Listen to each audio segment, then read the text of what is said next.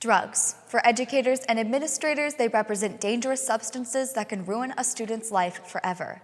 But for students, using drugs is seen as a normal part of high school life. In fact, 4 out of 10 high school seniors in Greene County admitted to using marijuana at least once in their lifetime, according to data from the Missouri Department of Mental Health.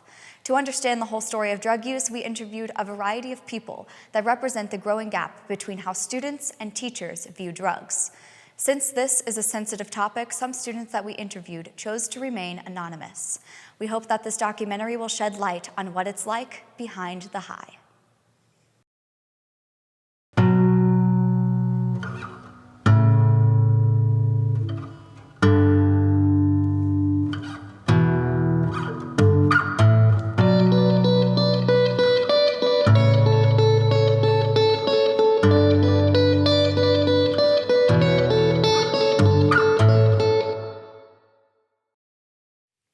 The fundamental differences in how instructors and teenagers view drugs begins with the prevalence of the problem. I always bring it up on whether we should have drug testing, for athletes. And the common response is, well, we wouldn't even have a football team. We wouldn't have a soccer team. We wouldn't have a baseball team if we had drug testing. I'd say I probably know more students who have done drugs than who haven't. So I'd say it's fairly widespread. Literally everyone does drugs. It's everywhere. I mean, it's complete BS if someone says they don't. Of course, you hear that all the time, whether it be sex or drugs or whatever, everybody's doing it, so, and I don't think that's accurate. They said somewhere between 30 and 40% of high school students admit to using drugs. One of the main reasons teenage drug use is so widespread is because of how accessible drugs are to students. Yeah, I think it's fairly easy for a high school student to get a hold of drugs or alcohol. Honestly, at this point in our lives, I think that if we want to get drugs or alcohol, it's fairly easy to do so because it's so widespread. Students use all sorts of drugs. Super commonly, things that they can inhale, that they can get anywhere from Home Depot to the paint store or a gas station. They get pills frequently from their parents, grandparents, aunts, and uncles, from other kids who might be getting them or stealing them from their parents. I'm sure there is a drug connection or dealer somewhere out there in high school or in the neighborhoods of people who go to school. When I was in high school, you could find drugs anywhere within 30 minutes. In my treatment of opiate-dependent patients, they seem to always, no matter where they go, they can, at any age, they can find people who will share, sell, or help them find drugs. With this in mind, it's important to understand what is causing students to choose to use drugs. My parents didn't want me as a kid, so coming up, I didn't really belong. I looked exactly like my mother, and my family had disowned my mother. So I was the black sheep in the family. I just didn't belong. I've always struggled with really bad anxiety and depression as my parents were going through their divorce. I definitely feel a lot healthier using marijuana rather than high dosages of anxiety medication. It was never just to get high, it was always medicating, and honestly, without it, I don't know where I would be. People have different problems in different situations, and you have to understand that. And as educators, we care about the person and the person making right decisions. I think certain people use certain drugs that they actually enjoy. They make them feel good or high or happy, or numb reality that they're not happy with. And I was using a needle every single day because that became the best and quickest way that I could get over my problems. Then it became a rush, and it was the only way that I really felt that I could get out of my problems immediately. Reality hurts, so you try to escape it. Some people use drugs as a coping mechanism just to mask the pain. Personally, I think it's more to avoid the pain. And I didn't like pains, I didn't like fears. I didn't like the insecurities of being around people. There were things that I really, I let people in the world rule me. And so I wanted to find out how I can get rid of that stuff and be somebody who was stronger, be somebody who was more confident. And when I took drugs, it did that for me. While some students use drugs to cope with problems in school or at home, others use it recreationally to heighten the experiences of life.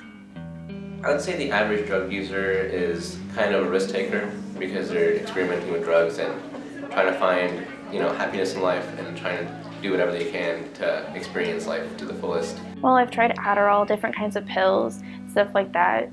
I've messed around with psychedelics before. They're a lot of fun. And honestly, it's some of the best things I've ever done, like tripping acid. I've had such amazing spiritual trips. I've become so much closer with myself and others, and I feel like I'm such a better person since I tripped. Just more peaceful, and you can ask anyone that knows me, like after I did. I went from losing the fear factor of everything that anybody had ever told me to I'll try anything and everything just to see it. Just to see what the next thrill is, because I'm curious. Kids get it in their mind that, it's just, they're trying to keep us from a good thing. As you get older, you start to hear about things that people tell you not to do. First off, when you're very young, hey, stay away from marijuana. And then all of a sudden that thought's planted in your head, well, what is this? It's just this mystery to these kids, so they want to try it. When people don't know about something, they want it. I think some people try them because their classmates suggest that they do, or that peer pressure obviously plays a role. Usually I am the peer pressure. And they want to fit in with whoever else is using. Personally, I just use an e-cig. I guess partially just because everyone does it, and I guess it's kind of fun to pass time. My sophomore year, I remember coming into school a couple times because somebody told me that it was cool to take some pills before I came into school, and being in first and second hour and just laying my head on my desk because doing the lazy thing was cool and not caring was cool. And when I left public school, because of my lack of perseverance and because of my lack of willingness to deal with adversity, that's when it got bad. The long-term impact of drugs can derail a student's future in a variety of ways. If you end up with either a long criminal record, or you don't complete school, you don't move on to college or any of those things, your life's just not going to be what it could be had it not been for drug use. That it's not just a cool thing you're doing with your friends. It's something that's going to affect you when you're 40 years old. Probably the most damaging and dangerous drug is, no surprise, alcohol. It's not uncommon for people who have little exposure to alcohol to ingest or drink enough that they can put themselves in a coma. Besides serious health consequences, drug use can impact a student's school performance as well.